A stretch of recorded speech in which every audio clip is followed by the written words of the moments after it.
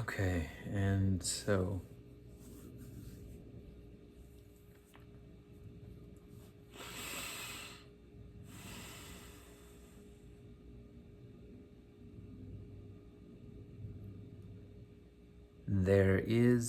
so there are these archetypical and actual truths about the path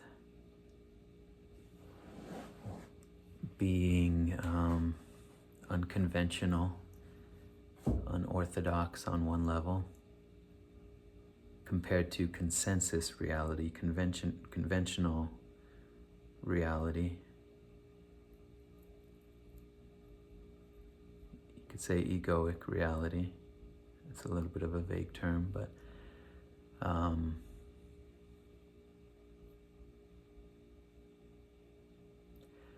I really, from experience, want to put a major caution into that line of thinking, into that approach.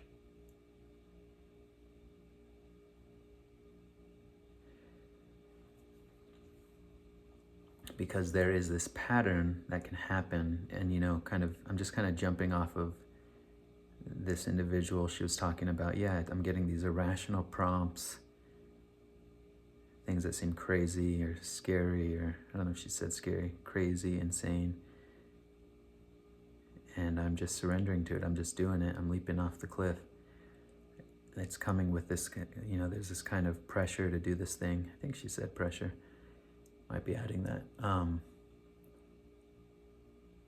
Just based on that alone, that description, that is almost to a T a pattern that is very potentially dangerous, very potentially harmful, unhealthy, will be very familiar to people who have struggled with OCD. And even if you don't carry that diagnostic label, just that kind of energetic, behavioral, psychological, even kind of spiritual, I will say psychological pattern that OCD describes or points to. Very dangerous, potentially.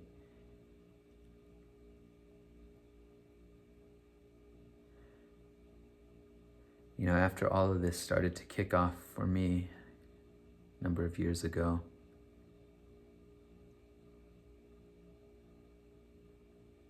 and I can say even to this day, though, thankfully to a lesser degree, somewhat lesser degree, knock on wood. I don't know, I guess that's kind of superstitious, but I never really want to I just want to stay humble about anything's possible on the path. But I can say just, from a place of experience, I was like my nervous system, my psyche, my body, my being, sort of like a heavily shaken up, vigorously shaken up soda can had been getting shaken up for decades. And then a number of things happened, and it was like somebody just in one swoop, in one motion, just opened the tab, ripped off the tab of the soda can, and just, all this shit that was repressed and frozen and out of alignment just flooded into my consciousness, to my body, into my being. Very difficult, dark time, very destabilizing, very awful.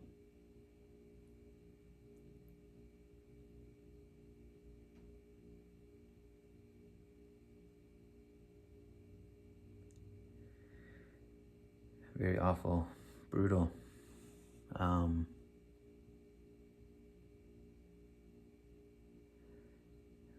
But when all of this sort of kicked off, one of the things I can say, So I was just getting flooded, just overwhelmed with all of this repressed stuff.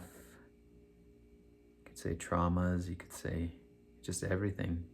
Guilt, shame, fear, all the stuff that one avoids, that I avoided in my life.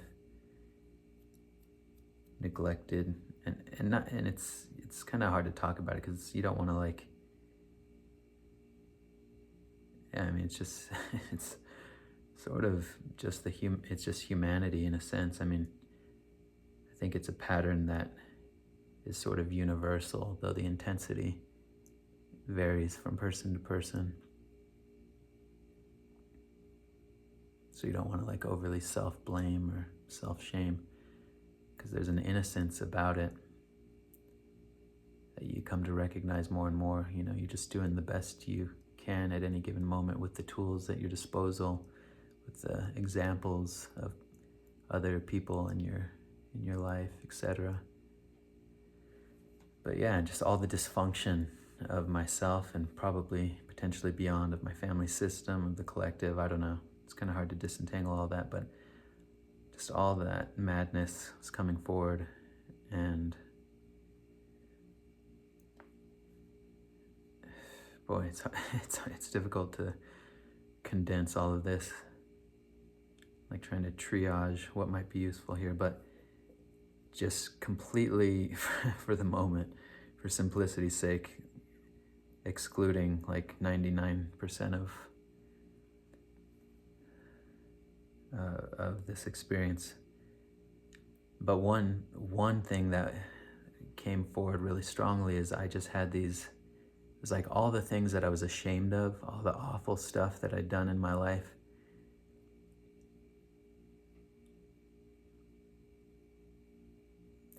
Was just coming forward, and just it's utterly overwhelming to see all of that.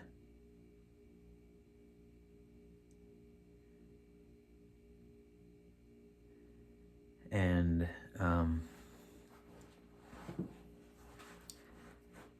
I was having, so I was just utterly overwhelmed on so many levels, so many levels, but in this one dimension in particular. And it felt like I was just in this very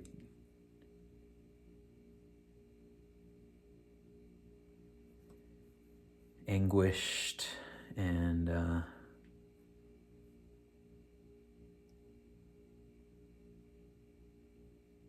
agonizing state of consciousness. It's fuck, man, I've just done so many terrible things. And that's an intolerable realization, place to be, especially when it's just all flooding forth and you're already in a really bad place. Your life is falling apart. And so to get relief from that, again, I'm massively simplifying this, but just to make it practical, to get relief from that, one of the notions that came into my mind was I need to make amends, I need to apologize, I need to confess. I had this great urge. It's all this shit, how do I clear this? What do I do with all this? I need to make amends. I kept having this notion of, I think influenced by AA, Alcoholics Anonymous, the 12 steps, and the searching and fearless moral inventory, and the making amends. I just kept feeling shit, I gotta make amends. And so something would come forward that I'd done awful, shameful, or that I caused harm in the past. And I'd feel I gotta call this person from years ago, I gotta make amends. That's the only way I'm gonna clear this out of my system. That's the only way, God is showing me all this and putting me through this test to see if I really have the courage of my convictions, to see if I'm really worthy of the path, to see if I can surrender. So I gotta reach out, and I gotta confess, and I gotta apologize, and it's not the best description of it, but it's somewhere in there. I'm just kind of roughly sketching this out. It's a lot more than can be put into words. Just utterly deranging life upending. But yeah, just yeah, really difficult state of mind. But the way my mind was interpreting all this is like, this is a test from God. This is the path of surrender. It's like, okay, you can surrender when it's easy, but can you surrender when it's really difficult? And I could give literally probably 100 or more examples of how this has shown up.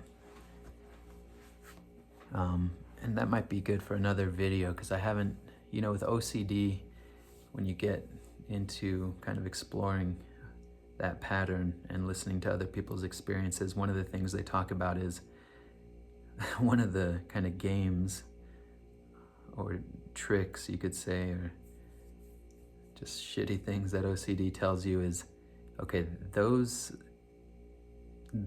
themes, those OCD themes, that may be OCD, but they're not really exactly touching on the particulars of my theme. So mine is real, mine is not OCD, because I haven't heard somebody exactly describe just like the particular nuance or the particular shade or the particular dynamic that I'm experiencing. That's one of the things that pattern that we could label OCD kind of says. I'm not sure why I'm going on this tangent, but so that might be a video, is because there are a few aspects of things that I've dealt with in this general constellation of OCD anxiety, around confessing, around confronting people, around apologizing. It's kind of generally accounted for in the term scrupulosity, OCD. But might be useful, because I haven't really heard people talk about certain shades of what I've experienced. That might be a useful another video. I'll probably hit on some of that here, but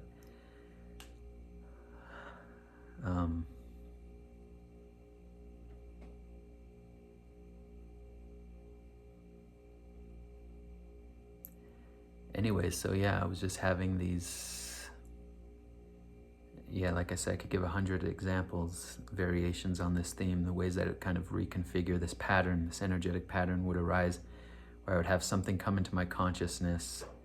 I had one very extreme that's kind of difficult to share, but I had done something with my finances that I thought was illegal, that came forward when all this was starting to kick off, and was like, fuck, I did something illegal, shit.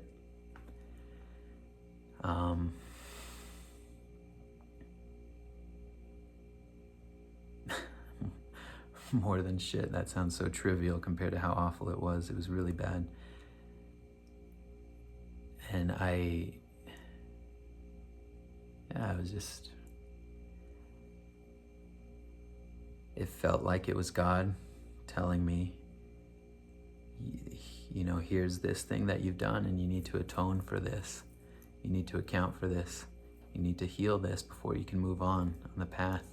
You said you want truth. You said you value truth. You said you value integrity, accountability. Will you be accountable now?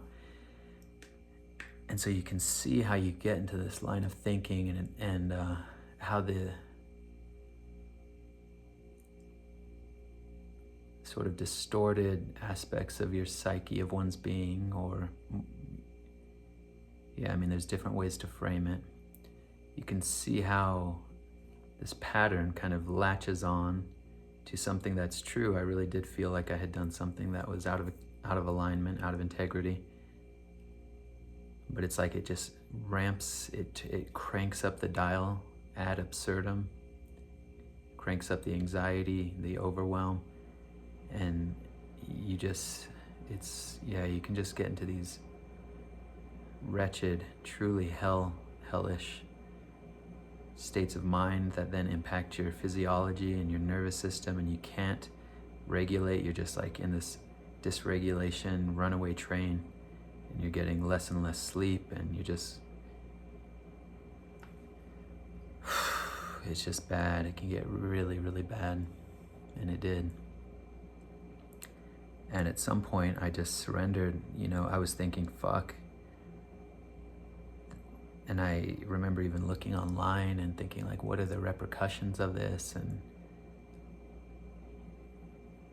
in my mind, based on what I had researched and based on my admittedly very distorted thinking at the time, it's like, shit, I'm gonna go to jail because of what I've done.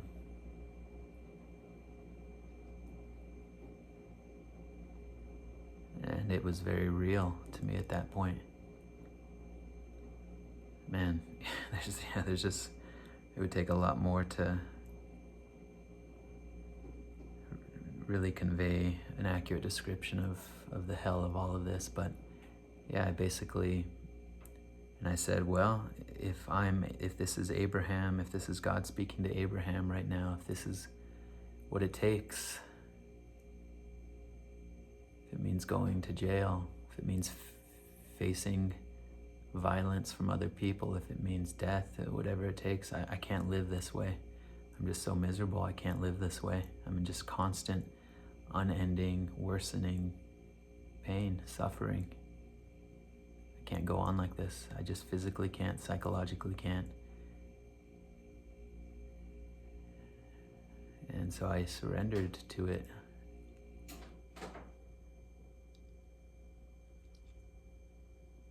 And I went in this particular case with the finances, I went in and I turned myself in to the authorities. I remember I had a backpack. I was taking medication at the time, so I had like my medication with me in the backpack, some changes of clothes, like ID. I told somebody that I trusted, pretty much trusted at the time. Like I said, I have some money. This is what I'm gonna do. I totally fucked up. I have to turn myself in. I'm probably gonna be arrested. I'm probably gonna face jail time. And I was already in such a bad state of physical and mental, psychological health. The idea of being in jail at that time was just...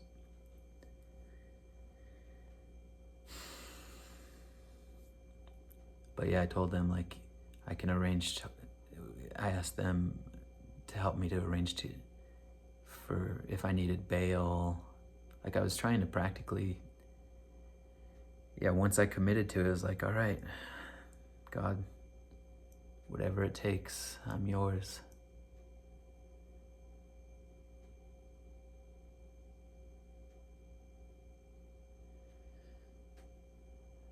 So I let this person know what I was gonna do, and if I needed bail, how I could potentially go about doing that, and packed up a backpack, and I went and I surrendered legally, physically, actually, to authorities. And I just explained what was going on, what I had done, laid it out there. And it turned out that I had not done anything illegal, by the grace of God.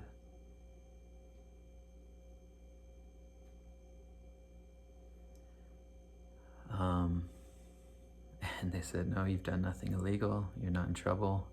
You don't owe us anything.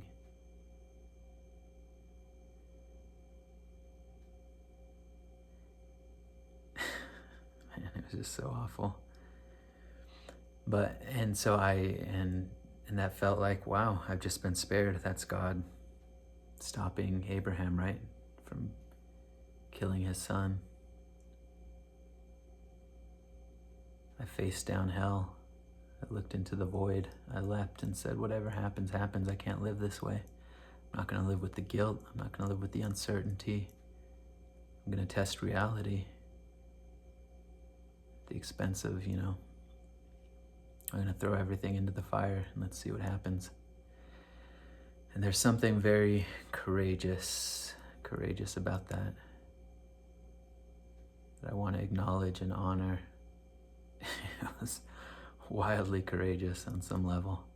It was also just sort of very desperate.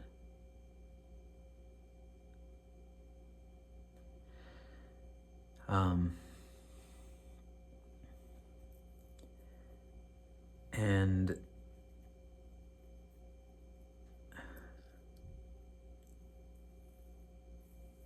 trying to decide if I should break this video up here.